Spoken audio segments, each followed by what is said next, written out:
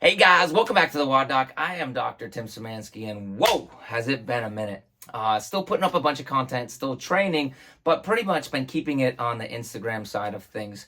However, I've been getting a lot of questions about my recent reloads and the practicing in my reloads and why I do a reload one way versus the other. So I figured I would jump on, make a long format video for you all, and hopefully answer all those questions. And plus, that way I could just refer everyone to this video that asked me that. So, kind of self-serving, but hopefully this information helps you guys. Now, a couple caveats for this video specifically is I run a 2011 platform in a right-hand format, okay? My particular 2011 is the Artemis, the Atlas Artemis. And what I mean by it's a right-handed setup, meaning that the controls are on the left side, right? So we have our slide catch, right? That's on the left side.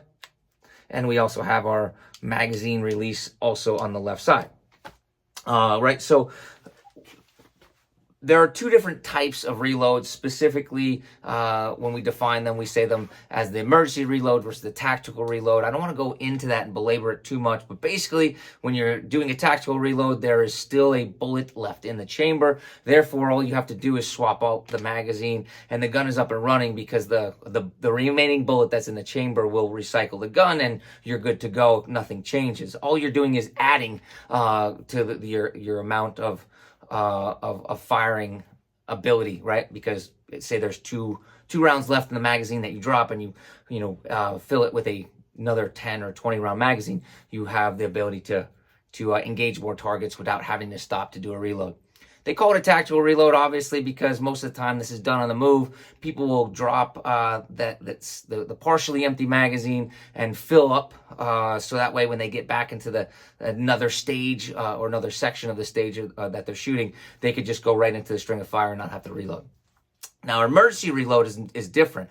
Emergency reload means that there is no bullets left in the chamber, right? So when you put the magazine in, either the slide is locked back, or if it's not locked back, you need to recycle the slide to bring a bullet from the magazine into the chamber, right? If not, nothing will happen, right? You just throw the magazine in and you start pulling the trigger, and nothing's going to go off because there's nothing actually inside the chamber to fire, right? So I want to talk about the two ways that I do a emergency reload and why I do them, okay? Now, again, keep in mind I'm left-handed. So in the first case that I want to talk about is the one that I do where the magazine becomes empty and the slide locks back, and now I need to be able to place a magazine in, right?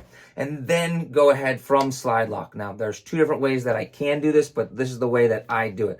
All right, I keep my master grip to where I am. My trigger finger kind of slides just a little bit. My trigger finger just slides a little bit up. I then depress the slide catch down, right? Automatically that slide's going to go ahead jet forward. As I'm doing that, I feed the magazine. As I doing that, I'm regaining my support hand. I'm starting to press the gun out, right? So let me show you what that would look like from a little bit farther away. I'm in this position here, right? I come back in, I feed the magazine in. My hand is sliding up to hit the trigger guard as I'm pressing away, and I'm here like such, right? So that is a way at which I do that. And here's the reason why I would do that, right? It is faster, okay? There's no doubt if you were to watch me do this reload, right?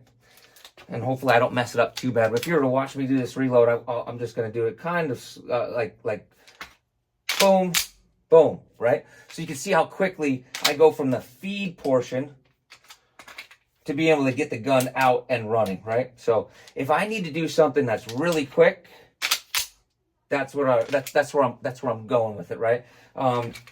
Why don't I always do it? I don't always do it because inherently there's more danger to something going bad, right? What I mean by that is I can have a stovepipe. If I have a stovepipe for whatever reason, I have to come up and I need to rack the slide to clear it anyway, right? So going into the second emergency reload, which I'm going to show you, makes more sense, okay? So, I mean, there's a million reasons as to why the gun won't go into battery, but the two big things are if I happen to catch a stovepipe or any type of malfunction that way, or sometimes just because, whatever, there can get dirt in there, the casing cannot be sized perfectly. For whatever reason, the gun doesn't go all the way into battery, right? If we do it like that, it'll stick out just a little bit, right? And then I gotta kind of like push to the back and then come up so that you end up wasting twice as much time as you would if you do it the second way I'm about to show you, right? So it's a little bit more risky, but it's faster, okay? So the answer to the question that everyone asks me, well, why do I do the slide lock with my trigger finger? Why don't I always do it like this? The reason why I don't always do it like this is because it's just a little bit more risky, and if I don't need that extra time, the second way, which I'm going to show you, is just so much more reliable. And the reason why it's so much more reliable is because it's almost a foolproof plan. But it is tenths of seconds slower, right? At least for me. There might be somebody out there that can prove me wrong and do it just as fast or even faster. Awesome. Hats off to you guys, right? So the second way at which I'm going to do this is for whatever reason, either the slide catch didn't catch the catch and the slide is forward, or I have in my case, I would modify the followers. That's what I do with mine, because I like the slide being able to slide back, so I don't modify the slide catch. But sometimes people modify the followers, like myself. If you guys are interested in that, throw it down in the comments and I will put that question up there. I'll put a video up there of how to modify those things, okay? So let's just assume the platform is set up so that when it runs out of ammunition, no matter what, it doesn't lock back, and we have an empty gun with a slide forward, okay? So in that case, what's going to happen then is I'm going to still eject that first magazine, right? I'm still going to eject that first magazine, regain my master grip, and now as I come back in, feed the magazine. I'm going to try to bring this way so you guys can see. As I feed the magazine, what's going to happen is this hand that's feeding is going to slide to the end of the gun, or not quite the end. I'm going to turn this way. Not quite the end, but it's going to slide up to the ridges, right? And I'm going to kind of push down at the same time, and I'm going to slide back over, right? And I'm just going to, I almost get to that trigger guard right there, right? So I let that go and then regain and reunite my grip as I press back out, right?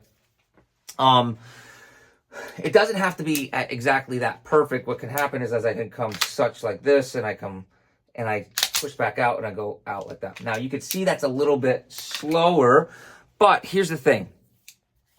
Here's the first reason why it's more reliable.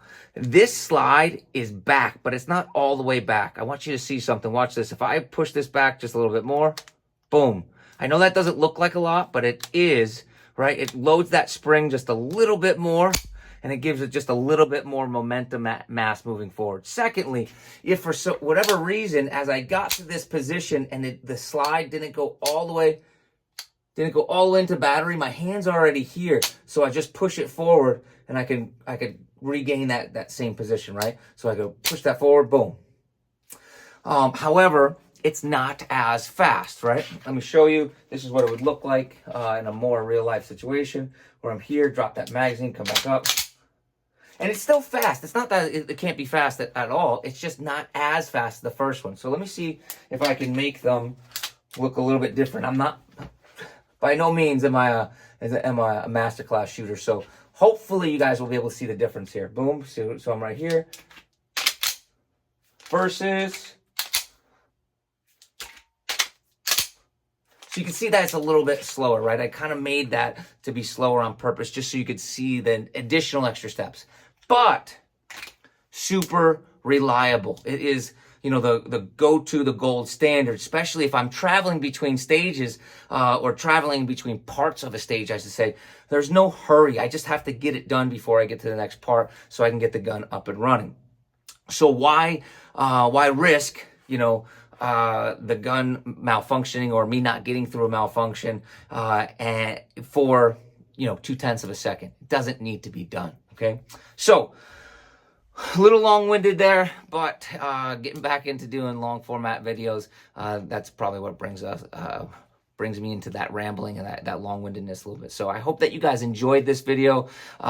Please throw your questions and comments below, and I'll see you next time, all right?